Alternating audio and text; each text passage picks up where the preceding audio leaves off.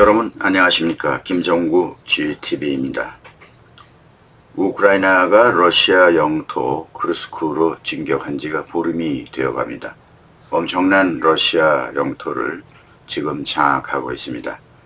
우크라이나는 지난 6일 러시아 본토를 기습한 이래 35km를 진격해서 서울 면적의 2배에 가까운 1150평방킬로미터 82개의 마을을 장악했다고 주장했습니다. 러시아는 크루스크와 벨고로드 지역 주민 약 20만 명을 대피시킬 정도로 심각한 상황에 직면해 있습니다. 러시아가 2차 세계대전 이후 첫 외국의 침공을 당했다는 얘기인데요. 이 기상천외한 우크라이나의 본토 진입, 러시아 본토 진입 기습 작전을 감히 누가 생각이나 했겠습니까? 전쟁 초기부터 서방으로부터 지원을 받아온 우크라이나는 이 전쟁에서 이상하리 많지 불공정한 전쟁 논리를 적용하고 있었습니다. 서방 국가의 지원 조건으로는 우크라이나군이 러시아 본토로 반격해 들어가는 것은 안 되고, 러시아가 우크라이나 영토를 점령해 들어오는 것은 그저 방어하는 선에서 그쳐라, 이런 논리였죠. 우크라이나는 손발을 묶어놓고 방어만 하고, 우크라이나를 침공한 러시아는 우크라이나 영토와 영공 어디서나 활개치고 공략을 해도 괜찮다. 결국 러시아는 우크라이나 남동부 영토 4개의 주를 점령했습니다. 러시아는 지금 이 순간에도 우크라이나 어디든지 마음먹는 대로 장거리 유도미사일과 자폭 드론으로 우크라이나 국토를 파괴하고 있습니다. 전쟁과 관계없는 죄 없는 민간인이 죽고 민간 시설이 파괴되었습니다. 누가 봐도 서방은 동정하는 척하면서 이 상황을 방조하는 전쟁처럼 보입니다. 이해할 수 없는 전쟁이기도 합니다. 가만 놔두면 러시아가 이기는 싸움이라는 것이죠. 그러니 러시아가 승리하지만 못하게 하라, 이런 논리입니다. 서방은 러시아의 이 야만적 침략 행위를 탓하면서도 우크라이나보다 자국의 이익을 먼저 챙겼다고 할 수 있습니다. 우크라이나 땅이 그저 서방과 러시아와의 완충 역할만 해주는데 목적이 있다라는 그런 계산입니다. 유럽연합과 미국이 엄청난 지원 패키지를 우크라이나에 제공했습니다. 그것도 여러 차례. 그런데 우크라이나는 러시아 본토는 공격하면 안 돼. 전쟁이 커지면 안 돼. 네, 이 악마 같은 푸틴은 서방으로부터 이렇게 안전핀을 보장받은 꼴이 된 겁니다. 푸틴은 자국 국민에게 돌아서서는 우리는 우크라이나 쪽에서 특수 군사작전을 하고 있다. 전쟁이 아니야. 안전하다. 모스크바 시민은 안심해도 돼. 동부 전선에서는 자국 군대 수십만 명이 죽어가고 있는데도 전선 상황을 잘 모르는 시민들에게 우리는 안전해. 전쟁의 충격파를 잠재우면서 반대 세력은 가차없이 제거하고, 그렇게 해서 푸틴 지지도를 높이고 5선에 성공했고 종신 독재를 확보했습니다. 푸틴의 공고해진 통치력을 바탕으로 매일같이 우크라이나에 포탄과 미사일을 쏟아 부었습니다.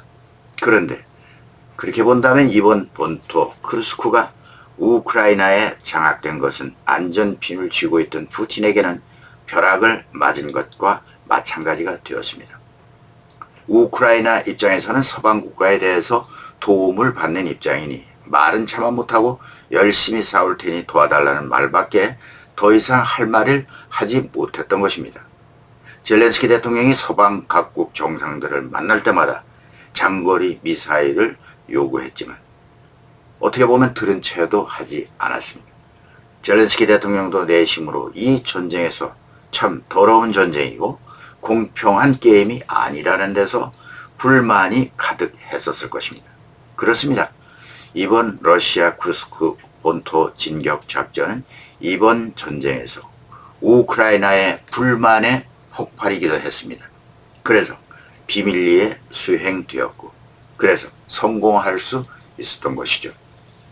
2022년 2월 24일 러시아의 일방적 침공으로 시작된 우크라이나 전쟁이 이제 와서 젤렌스키 대통령은 러시아 너희도 똑같이 한번 당해봐라. 지금부터는 너희들 차례다. 이렇게 말했죠. 우크라이나는 쿠르스크에 있는 서방 국가와 연결되는 러시아 가스 계측소를 선안에 넣었습니다. 원전을 지금 위협하고 있습니다. 우크라이나는 러시아 본토 도처에 석유 시설을 폭파 중에 있습니다. 21일 우크라이나는 모스크바 상공으로 대량의 자폭 드론을 날려보냈습니다. 다 믿을 수는 없지만 11개의 드론이 요격되었다고 하는 소식이 전해집니다. 어찌 되었든 이것은 쿠르스크에서 시작해서 다시 여기서 끝나는 게 아니라 러시아 수도 모스크바를 우리는 직격할 수 있어 라고 하는 신호가 아닐까 전망해 봅니다. 근데 이번 쿠르스크 본토 공격에 아직 이렇다 할 대응책 없이 전전긍긍하는 러시아를 보면서 미국은 태도가 조금 달라졌겠죠. 장거리 미사일 사용 허가를 놓고 조정 중에 있는 것으로 보입니다. 러시아는 그러니까 더욱 다급해지는 일만 남아 있습니다. 네, 이번 쿠르스크 작전을 이렇게 분석해 볼 수도 있습니다. 우크라이나로서는 전쟁의 잣대가 공정하지 않았고 서방의 미온적이고 이기적인 태도를 확인한 나머지 이에 따라 서방이 요구하는 제한적 전쟁은 이제 그만이다. 전쟁은 당사국인 우리 우크라이나가 스스로 결정하는 것이다. 라는 인식. 그리고 이번 작전에서 실패하면 더 이상 우리는 물러설 데도 없다. 우리 스스로 결정한 국가의 운명은 끝날지도 모른다. 이와 같은 절체절명의 순간은 바로 지금이다. 이를테면 우크라이나 국민이 겪고 있는 절박함의 발현이라는 데 의미가 있다고 하겠습니다. 여러분은 어떻게 생각하시는지요? 지금 예상치 못한 곳에서 허를 찔린 러시아는 자국 영토를 점령하고 있는 우크라이나에 즉각적 대응을 못하고 있다는 것, 또 예상치 못한 일이죠. 대응을 못한다는 그 사실 자체가 예상을 못한다는 일입니다. 러시아는 보급로가 끊겼고 집에 갈 날만 손꼽아 기다리는 징집병들이 줄줄이 우크라이나에 투항하고 있습니다. 드넓은 전선에 배치된 정예병력을 쿠르스크에 즉각 이동하면 될 텐데 그것도 쉽지 않습니다. 도네츠크 동부 전선을 메울 병력이 없다는 것이죠. 또한 대규모 병력 이동도 만만치 않습니다. 이미 우크라이나 정찰 위성에 걸려들기만 하면 꼼짝없이 노상에서 몰살당하는 꼴을 당하니까요. 그렇다고 동원령을 내릴 수도 없는 처지라 이러지도 저러지도 못하고 난관에 부딪혀 있는 상황입니다. 한마디로 전쟁을 수행하기에는 러시아의 전력 자산이 바닥나 있고 총체적으로 나라가 골아있음을 말해주는 여러 징후가 보이고 있습니다. 이란에서 샤헤드 드론 들여오고 북한제 미사일과 포탄을 빌려오고 아프리카에서 계약병을 수입하고 게다가 20일 푸틴은 자존심을 죽이고 체첸 수장 카디로프를 만나 아부하듯 군대를 동원해달라고 했습니다.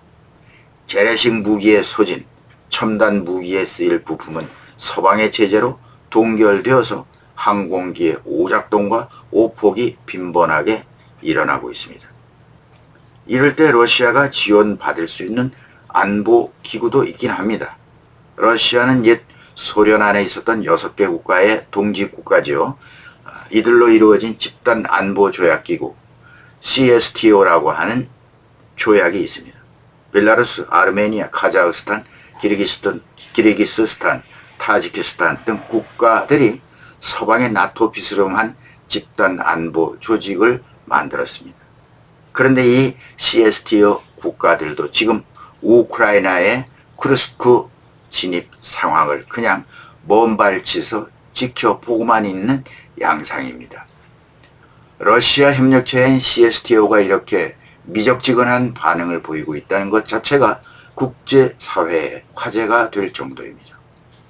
우크라이나를 대놓고 비판하는 성명 하나 없습니다. 괜히 끼어들 필요가 없다는 거죠. 잘못하다가 군사 분쟁이 CSTO 영역 안으로 불똥이 튀어 들어올 수 있다는 눈치죠. 카자흐스탄은 오히려 14일 이런 성명을 했습니다. 모든 국가가 국가의 영토 보존 원칙을 규정한 UN 헌장을 준수해야 한다는 그런 입장을 내놨죠. 지난 2022년 러시아가 무제한 동반자 관계에 합의했다라고 하던 그 중국도 무력 충돌을 확대해서는 안 된다. 뭐 이런 한마디로 원론적 입장만 내놓고 아무 소리 없습니다. 거드는 나라가 하나 있긴 합니다.